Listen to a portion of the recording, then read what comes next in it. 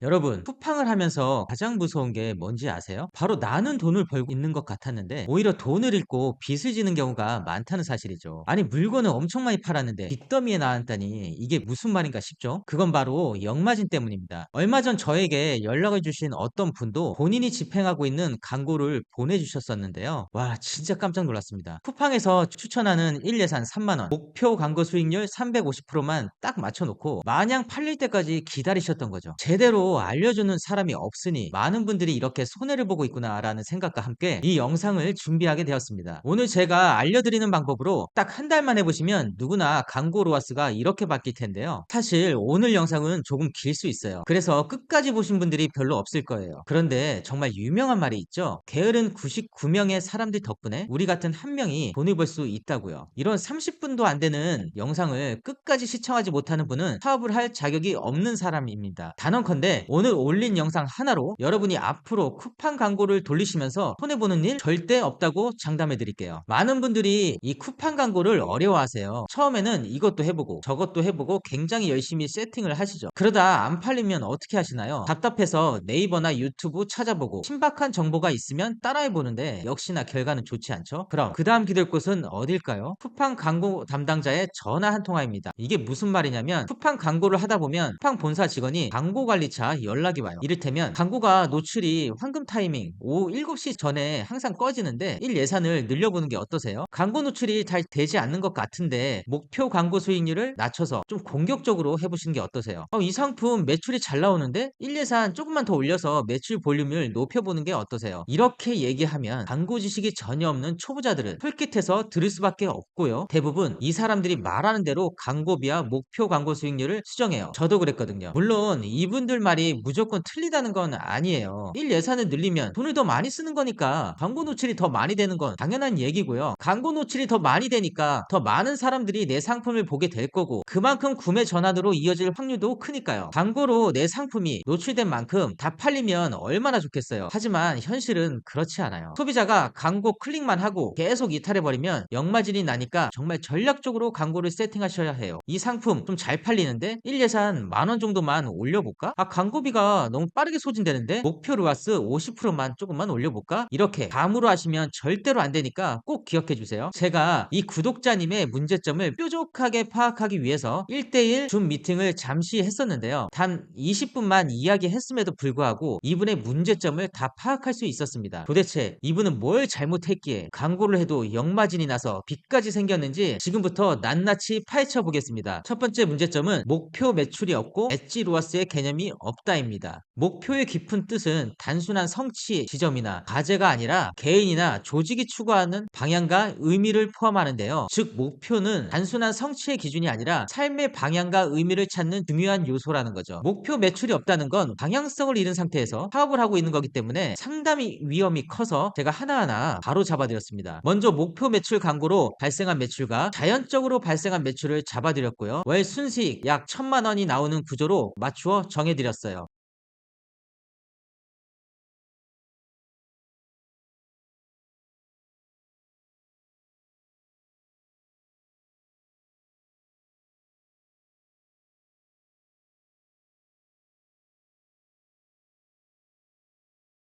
그럼 이제 엣지로아스의 개념을 말씀드릴게요. 쉽게 말해서 광고를 집행하고 손해보지 않는 광고 효율의 끝지점이라고 생각하시면 되는데요. 이를테면 광고로 전환된 매출 중에서 광고비, 제품 원가, 택배비 등 뺄 거 다 빼면 0원이 되는 지점이라고 생각하시면 돼요. 즉 본전이라는 거죠. 현재 이분이 파시고 있는 제품의 판매가, 제품 원가, 택배비, 부가세 등 다 넣고 계산해보니 엣지로아스는 400% 정도가 나왔는데요. 아까 영상 초반에 보셔서 아시겠지만 이분은 초반에 로아스가 27% 정도 나왔던 거 기억하시나요? 광고 효율이 400%가 나와도 본전인데 27%니까 당연히 역마진이 나서 대출까지 받으신 겁니다. 컨설팅 받고 한 달 뒤에는 로아스가 약 1672%까지 나오셨는데요. 지금은 700에서 한 800 정도 왔다 갔다 하신다고 하네요. 그래도 엣지 로아스 400%보다 높게 나오면 무조건 돈을 버는 구조니까 하루 무료 컨설팅 치고는 대만족이라고 하십니다. 두 번째 문제점은 쿠팡 광고 담당자 말만 믿고 무지성으로 광고 효율 및 예산을 변경한다는 겁니다. 이건 제가 영상 초반에 일부 설명을 드렸기 때문에 안 한 부분만 설명드릴게요. 광고 효율 및 예산 변경은 충분한 광고 보고서 분석을 통해 이루어져야 한다는 말인데요. 말은 쉽지 실제로 광고 보고서를 들여다보고 있으면 어떻게 분석을 해야 할지 초보자들은 정말 막막할 거예요. 어떻게 하면 광고를 쉽게 분석을 할까 고민하다가 반자동으로 광고를 분석해주는 엑셀 매크로를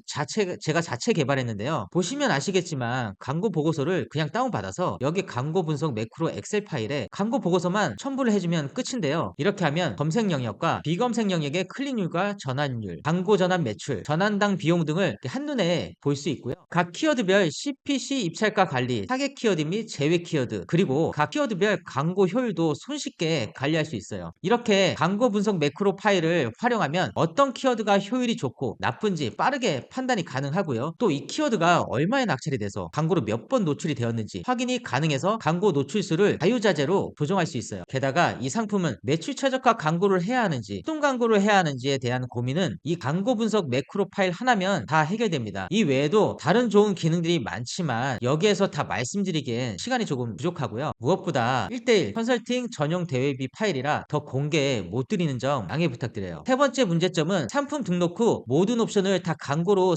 세팅한다입니다. 이게 무슨 말이냐면 여러분이 신규로 론칭한 밀키트 제품을 위탁으로 올렸다고 가정해 볼게요. 이 밀키트는 먹어본 사람이 아직 많지 않을 거고 더군다나 새롭게 올려서 리뷰도 적을 거예요. 즉 아직 소비자들에게 검증이 되지 않는 상품인 거죠. 이런 상품의 옵션들을 1개에서 6개까지 다 광고로 돌리면 어떻게 될까요? 1개짜리 옵션 외 2개에서 6개까지 옵션은 소비자가 클릭만 하고 상세 페이지 대충 훑어보다가 이탈할 확률이 커요. 이유는 간단한데요. 여러분이 한 번도 먹어보지 않거나 써보지 않은 제품에는 지갑을 잘 열지 않은 것과 같다고 볼 수 있는데요. 왜냐면 인간은 심리상 처음 보는 제품에 대한 허들이 존재해서 그래요. 예를 들어 샀는데 맛없으면 어떡하지? 이거 샀는데 고장나면 어떡하지? 먼저 한 개 사 먹고 맛있으면 더 사야지, 또는 한번 써보고 괜찮으면 더 사야지 하는 심리죠. 결론은 리뷰가 많이 없는 초반에는 한 개의 옵션만 구매로 이어질 확률이 있다는 거고요. 여러 개 살 사람은 한 개로 노출되어 있는 상품을 클릭하고 들어와도 옵션을 선택해서라도 여러 개 산다는 거죠. 그럼 리뷰가 어느 정도 쌓이면 이 모든 수량의 옵션들을 다 노출시켜야 하는 건지 궁금해 하실 텐데요. 상품마다 틀리지만 특히 이 객단가가 비싼 제품에 수량이 많은 옵션은 가격이 10만원 이상이기 때문에 클릭률이 떨어질 수 있고요. 이 유입이 되어도 이탈할 확률이 커요. 그래서 2개, 3개, 4개 이렇게 천천히 광고로 노출시키면서 효율을 지켜보고 효율이 좋지 않은 옵션은 광고를 꺼주시면 됩니다. 이제 이 사연자의 마지막 문제점입니다. AI 스마트 광고만 하고 수동 광고와 매출 최적화 광고를 사용하지 않는다는 겁니다. 제가 사연자분에게 왜 AI 광고만 하냐고 이렇게 물어보니까 그냥 쉬워서 그렇다고 하셨어요. AI 스마트 광고를 한 번만 세팅해 놓으면 신규 상품을 올릴 때마다 일일이 광고를 세팅할 필요가 없고요. 쿠팡 AI가 팔리는 상품을 알아서 찾아서 설정한 목표 광고 수익률과 일 예산에 맞춰서 광고를 돌려줘서 물론 편하긴 합니다. 이렇듯 이 광고는 장점이 참 많긴 한데요. 이 치명적인 단점이 한 가지 있어요. 대외 키워드가 500개밖에 입력할 수 없다는 거죠. 대외 키워드 500개면 광고비만 잡아먹는 불필요한 키워드를 제외하기에 충분하다고 생각하실 텐데요. 절대 그렇지 않아요. 왜냐면 AI 스마트 광고 특성상 여러 개의 상품들이 같이 광고로 돌아가는데요. 만약 여러분들이 50개의 상품이 있다고 가정하면 각 상품당 10개의 제외 키워드밖에 제외하지 못한다는 거고요. 이 상품이 늘어나면 늘어날수록 제외할 수 있는 키워드들이 더 줄어드는 거니까 광고 효율을 높이는 데 있어서 한계가 있어요. 그래서 AI 스마트 광고에서 잘 팔리는 제품이 있으면 빠르게 매출 최적화나 이 수동 광고로 디벨롭 시켜야 하는데요. 제가 사용하는 진짜 돈 버는 광고 테크트리에 대해 아주 간단하게 설명드릴게요. 첫 번째, AI 스마트 광고를 세팅하고 잘 팔리는 상품을 찾고요. 그 다음에 매출 최저가 광고로 디벨롭 시키는 거고요. 두 번째, AI 스마트 광고를 세팅하고 잘 팔리는 상품을 찾고 그 다음 수동 광고로 디벨롭 시키는 겁니다. 세 번째는 수동 광고를 먼저 세팅하고 매출 최저가 광고로 디벨롭 시키는 거고요. 네 번째는 수동 광고를 먼저 세팅하고 매출 최저가로 복사한 다음에 나중에 수동 광고와 매출 최저가 광고를 동시에 진행하는 겁니다. 이렇게 네 가지가 있는데요. 시간상 다 설명드리기엔 정말 너무 복잡하고 지루할 수 있고요. 이번에 컨설팅에 적용한 방법이 세 번째 수동 광고에서 매출 최적화로 디벨롭한 방법이니 이걸 설명드릴게요. 이분은 앞전에도 말씀드렸지만 AI 스마트 광고만 하고 있었고 광고 보고서는 한 번도 분석한 적이 없다고 했어요. 그래서 제가 최근 한 달 동안 광고 보고서를 다운받아서 분석을 해봤는데요. 비검색보다 검색 영역, 그것도 이 뾰족하게 몇 개의 그 특정 키워드에서만 매출이 반복적으로 발생하고 있었어요. 있었어요. 그래서 광고 보고서에서 분석한 각 키워드명과 입찰가를 가지고 수동 광고로 디벨롭 시켜줬는데요. 웬만하면 광고 효율이 일주일이면 이게 다 올라오는데 잘 올라오지 않더라고요. 그래서 전 바로 아이템 스카우트로 현재 사연자님의 팔고 있는 제품의 검색량을 봤는데요. 아니나 다를까 제 감이 딱 맞았습니다. 검색량이 급격하게 하락하고 있었던 거죠. 도대체 이게 수동 광고 효율 좋지 않은 거랑 무슨 상관이 있냐고 궁금해하실 텐데요. 검색량이 떨어졌다는 건 쿠팡 내부에서도 검색량이 그만큼 많지 않다는 얘기고요. 또 검색하는 사람이 예전보다 적으니 그만큼 구매하는 사람들도 적어졌다는 거죠. 그런데 한때 검색량이 튀었던 상품이라 이 생산해 놓은 걸 버릴 수 없으니 아직 판매하는 사람이 많다는 건데요. 즉 검색량이 줄었음에도 불구하고 파는 사람이 그대로라는 말이 되겠네요. 이렇게 경쟁 강도가 세면 즉 상품 수 대비 판매하는 사람이 이렇게 많으면 쿠팡 AI가 웬만한 입찰가로는 노출을 시켜주지 않아요. 몇 달 전만 해도 최소 310원에서 최대 990원 사이에서 노출되던 키워드들인데요. 보시는 바와 같이 10배 이상 오는 입찰가로 노출이 되고 있어요. 물론 검색량이 하락하고 경쟁 강도가 세진 것도 이유지만요. 이렇게 입찰가가 높게 낙찰된 결정적인 이유는 또 한 가지 있는데요. 바로 이 상품을 한 번 구매한 이력이 있거나 몇 번 검색하고 클릭한 이력이 있는 사람들, 즉 구매할 확률이 큰 사람들에게만 노출을 시켜줬기 때문입니다. 여기 보시면 아시겠지만 구매 전환율이 무려 50%인데요. 스마스토어 평균 구매 전환율이 1%,